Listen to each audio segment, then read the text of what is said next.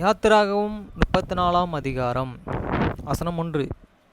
கர்த்தர் மோசேயை நோக்கி, முந்தின கற்பலகைகளுக்கு ஒத்த 2 கற்பலகைகளையும் இழுத்துக்கொள். நீ உடைத்து போட்ட முந்தின பலகையிலே இருந்த வார்த்தைகளை அவைகளில் எழுதுவேன். வசனம் 2. விடியற்காலத்திலே நீ ஆயத்தமாகி சீனாய் மலையிலே ஏறி, அங்கே மலையின் உச்சியிலே காலமே என் சமூகத்தில் வந்து நில். வசனம் 3. உன்னுடனே ஒருவனும் அங்கே வரக்கூடாது, மலையில் எங்கும்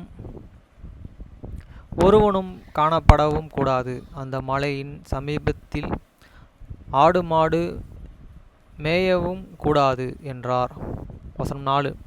அப்பொழுது மோசே முந்தின கற்பலகைகளுக்கு ஒத்த 2 கற்பலகைகளையும் இழைத்து அதிகாலமே எழுந்திருந்து, கர்த்தர் தனக்கு கட்டளையிட்டபடியே அவ்விரண்டு கற்பலகைகளையும் தன் கையிலேயே எடுத்துக்கொண்டு சீனாய் மலையிலே ஏறினான். வசனம் 5. கர்த்தர் ஒரு மேகத்தில் இறங்கி அங்கே அவன் அருகிலே நின்று கர்த்தருடைய நாமத்தை கூறினார். வசனம் 6. கர்த்தர் அவனுக்கு முன்பாக கடந்து போகிறபோது அவர், கர்த்தர் கர்த்தர், இரக்கமும் கிருபையும் நீடிய சாந்தமும் மகா தயவும் சத்தியம் உள்ள தேவன். வசனம் 7. 1000 தலைமுறைகளுக்கு இரக்கத்தையே காக்கிறவர், அக்கிரமத்தையே மீறுதலையும் பாவத்தையும் மன்னிக்கிறவர், குற்றவாளியை குற்றமற்றவனாக விடாமல் பிதாக்கள் செய்த அக்கிரமத்தையே பிள்ளைகளுடைய பிள்ளைகளிடத்திலும் 3ஆம் 4ஆம் தலைமுறை மட்டும் விசாரிக்கிறவர் என்று கூறினார். வசனம் 7.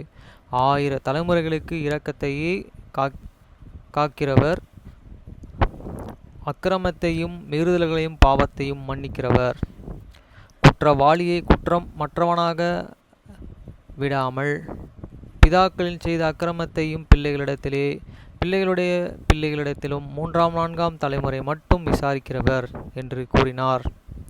வசனம் 8. மோசே தீவிரமாக தரை மட்டும் குனிந்து பணிந்து கொண்டு, வசனம் 9. ஆண்டவரே, உம்முடைய கண்களில் எனக்கு கிருபை கிடைத்ததினால் எங்கள் நடுவிலே ஆண்டவர் எழுந்தருள வேண்டும். இந்த ஜனங்கள் வணங்கா கழுத்துள்ளவர்கள். நீரோ எங்கள் அக்கிரமத்தையும் எங்கள் பாவத்தையும் மன்னித்து எங்களை உமக்கு சுதந்திரமாக ஏற்றுக்கொள்ளும் என்றான். வசனம் 10. அதற்கு அவர், இதோ நான் ஒரு உடன்படிக்கை பண்ணுகிறேன். பூமி எங்கும் இந்த ஜாதிகளிடத்திலும் செய்யப்படாத அதிசயங்களையும் உன் ஜனங்கள் எல்லோருக்கும் முன்பாகவும் செய்வேன்.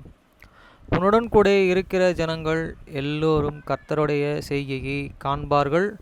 உன்னுடன் கூட இருந்த நான் செய்யும் காரியம் பயங்கரமாயிருக்கும். 11. இன்று நான் உனக்கு கட்டளையிடுகிறதை கைக்கொள். எமோரியனையும் கானானியரையும் எத்தியோனியரையும் பிரசியனையும் எவியனையும் எபோசியனையும் உனக்கு முன்பாக துரத்தி விடுகிறேன். வசனம் 12. நீ போய் சேருகிற தேசத்தின் குடிகளோடு உடன்படிக்கை பண்ணாதபடிக்கும் எச்சரிக்கையாயிரு. பண்ணினால் அது உன் நடுவிலே கண்ணியாயிருக்கும். வசனம் 13. அவர்களுடைய பலிப்பீடங்களை இடித்து அவர்கள் சிலைகளையே தகர்த்து அவர்கள் தோப்புகளையே வெட்டி போடுகள். வசனம் 14. கர்த்தருடைய நாமம் எரிச்சலுள்ளவர் என்பது அவர் எரிச்சலுள்ள தேவனே, ஆகையால் அந்நிய தேவனை நீ பணிந்து கொள்ள வேண்டாம். வசனம் 14. கர்த்தருடைய நாமம் எரிச்சலுள்ளவர் என்பது அவர் எரிச்சலுள்ள தேவனே, ஆகையால் அந்நிய தேவனை நீ பணிந்து கொள்ள வேண்டாம். வசனம் 15. அந்த தேசத்தின் குடிகளுடனே உடன்படிக்கை பண்ணுவாயானால் அவர்கள் தங்கள் தேவர்களையே சேர மார்க்கமாய் பின்பற்றி உங்களுடைய தேவர்களுக்கு பலியிடுவார்கள். ஒருவன் உன்னை அழிக்கையில் நீ போய் அவன் பலிப்பிடத்தில் புசிப்பாய்.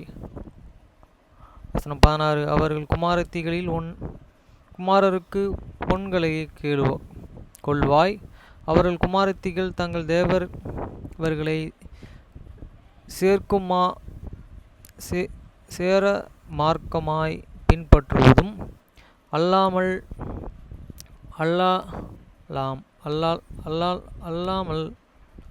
உன் குமாரரையும் தங்கள் தேவர்களை சேர்க்கமாய் பின்பற்றாபடி செய்வார்கள். வசனம் 17. வார்ப்பிக்கப்பட்ட தெய்வங்களை உங்களுக்கு உண்டாக்க வேண்டாம். வசனம் 17. வார்ப்பிக்கப்பட்ட தெய்வங்களை உங்களுக்கு உண்டாக்க வேண்டாம். வசனம் 18. புளிப்பில்லா அப்ப பண்டிகையை நீ கைக்கொண்டு நான் உங்களுக்கு கட்டளையிட்டபடியே ஆபீப் மாதத்திலே குறித்த காலத்திலே 7 நாள் புளிப்பில்லா அப்பம் புசிக்க கடவீர்கள். ஆபீப் மாதத்திலே எகிப்திலிருந்து புறப்பட்டாயே. வசனம் 19. கர்ப்பம் திறந்த பிறக்கிற யாவும் உன் ஆடு மாடுகளின் தலை ஈற்றான ஆண் பிள்ளை யாவும் என்னுடையவைகள். வசனம் 19. கர்ப்பம் தரித்து பிறக்கிற யாவும் உன் ஆடு மாடுகளின் தலையீற்றான ஆண் பிள்ளைகள் யாவும் என்னுடையவைகள். வசனம் 20. கழுதையின் தலையீற்றை ஒரு ஆட்டுக்குட்டியில் மீட்டு கொள்வாயாக. அதை மீட்டு கொள்கிறதா இருந்தால் அதன் கழுத்தை முறித்து போடு. உன் பிள்ளைகளில் முதற் பேரானவைகள் எல்லாம் மீட்டு கொள்ள வேண்டும். வெறும் கையோடே என் சந்நிதியில் ஒருவனும் வரக்கூடாது. வசனம் 21. 6 நாள் வேலை செய்து 7ஆம் நாளிலே ஓய்ந்து இருப்பாயாக. விதைப்பு காலத்திலும் அறுப்பு காலத்திலும் ஓய்ந்து இருப்பாயாக. வசனம் 22.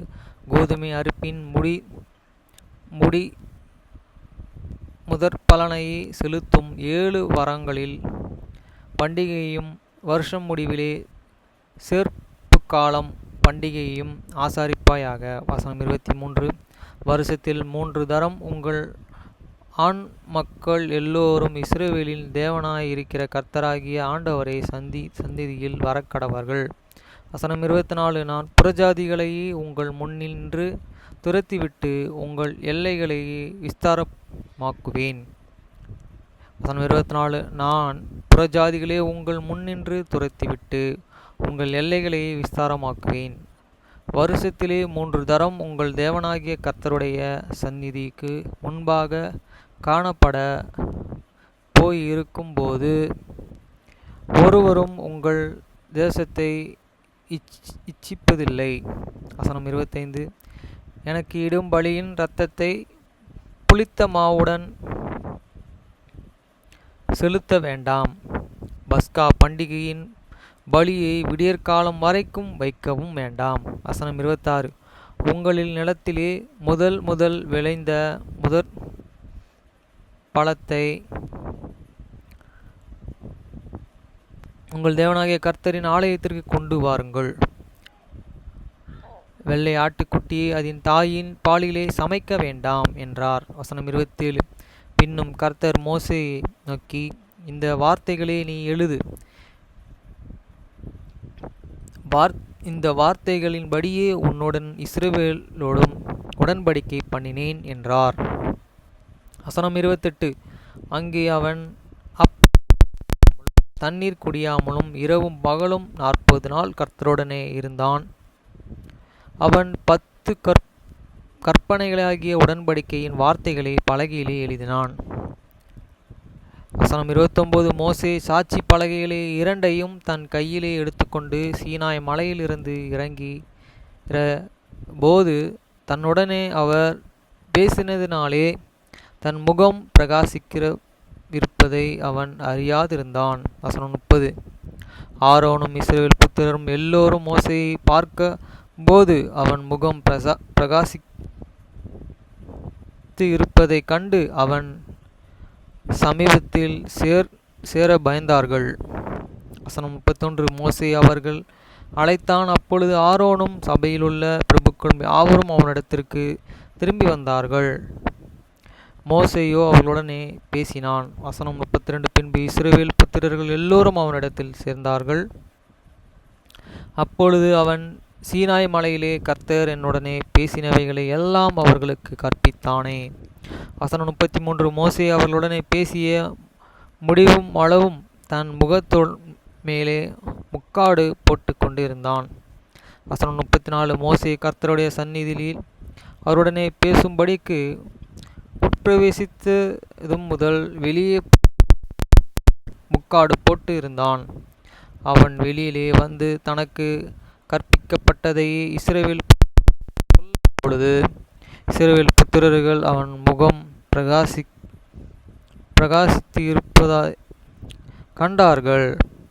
மோசே அவர்களுடனே பேசும்படிக்கு உள்ளே பிரவேசிக்கும் வரைக்கும் முக்காடை திரும்பவும் தன் முகத்தில் மேலே போட்டுக்கொள்வான்.